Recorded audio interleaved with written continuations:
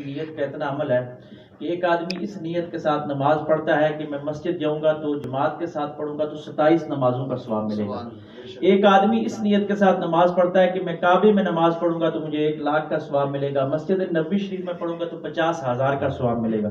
لیکن حضرت صاحب فرماتے تھے کہ صوفی کی عجیب نیت ہوتی ہے. صوفی اس نیت کے ساتھ نماز پڑھتا ہے کہ نماز میرے آقا علیہ السلام کی آنکھوں کی ٹھنڈک ہے. اب یہ طریقت ہے. شریعت وہ ہے کہ آپ کے اعمال گنے جا رہے ہیں لیکن طریقت آپ کے اعمال کو تول رہی ہے. اور یاد رکھیے گا اسلام کا جو ایک حسن ہے کہ اسلام میں اعمال گنے نہیں جاتے, اسلام میں اعمال تولے جاتے ہیں. بعض اوقات کسی کا چھوٹا عمل بھی اخلاص اور للہیت میں اس درجے پہ ہوتا ہے کہ وہ زیادہ اعمال والوں پہ فضیلت دے جاتا ہے. یہ جو اعمال کے تول کا صاحب بتاتے ہیں یہ طریقت والے اور صوفیاء ہی بتاتے ہیں.